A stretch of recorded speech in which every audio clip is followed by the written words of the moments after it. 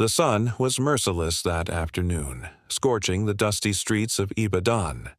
Sweat clung to Tunde's brow as he balanced a tray of oranges on his head, his cracked slippers slapping against the burning road.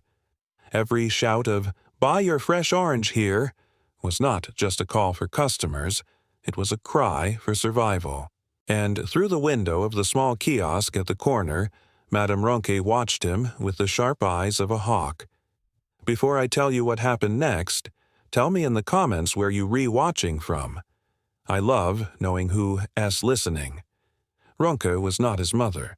She was his aunt, the one who took him in after his parents died in an accident 3 years ago. To outsiders, she seemed generous, giving the orphaned boy a roof and food. But inside those walls, Tunde knew the truth. She treated him like a servant.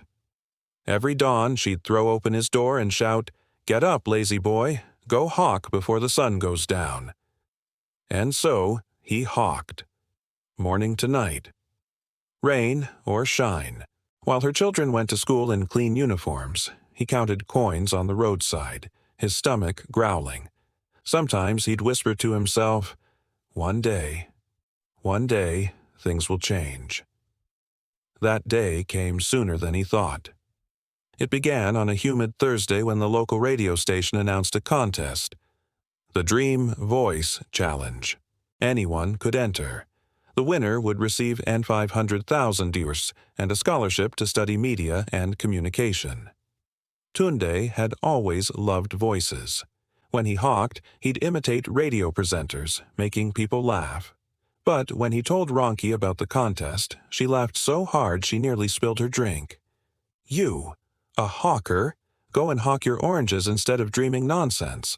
That night, lying on his mat, Tunde stared at the cracked ceiling, his heart thundering with silent defiance. She can laugh, he thought, but I'll try. The next morning, after selling his last orange, he sneaked into the radio station. The receptionist frowned when she saw his dusty clothes. "Contestants must fill this form," she said flatly. He hesitated, his handwriting shaky, his voice trembling as he asked, "Please, can I audition now?" When he entered the studio, everyone looked up. The other contestants wore shiny clothes, their perfumes filling the air. He felt small until he opened his mouth. The first word silenced the room. His voice, deep, steady, and full of warmth, rolled through the microphone like honey over silk. He read the sample script as if the world depended on it. When he finished, there was a moment of stillness. Then the producer smiled. "Young man," he said softly, "you were born for this." But Tunde didn't dare hope. He went home, kept hawking, and told no one. Weeks passed. The final results were to be announced live on air. That morning, Ronke sent him out early. "Don't come back until you've sold everything," she barked. He walked away silently, the old radio in her shop buzzing behind him. At noon, while Tunde stood at the market square calling out his wares, a familiar voice crackled from every radio in town. And the winner of this year's Dream Voice Challenge is Tunde Adeyemi. Time froze. His tray slipped from his hands, oranges rolling in every direction. People gasped, then cheered. "Tunde, that's you," someone shouted. Vendors clapped. Strangers hugged him. Back home, Ronke was listening too. The cup in her hand fell to the floor. "No, that can't be," she whispered. Then her knees gave way and she fainted. By evening, the radio station's van arrived in the neighborhood. Cameras flashed. Neighbors gathered around as Tunde was handed a giant check and a scholarship letter. The same street where he once begged people to buy his oranges now echoed with chants of his name. Ronke came out trembling, tears cutting lines through the powder on her face. "Tunde," she stammered, "I'm sorry. I didn't know." He looked at her for a long moment. The crowd waited. The silence was thick, like air before a storm. Then, softly, he said, "You made me hawk every day, Auntie. Maybe that's what made my voice strong enough to be heard."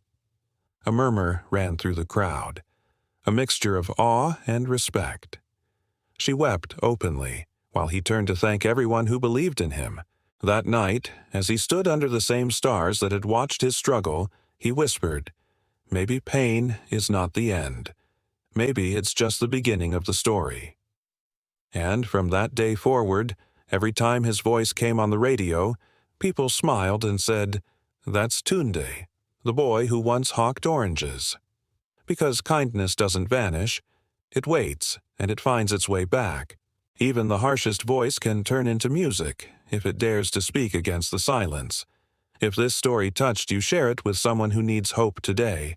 And don't forget to subscribe to Whispered Words for more stories that remind us no dream is too small and no beginning too humble.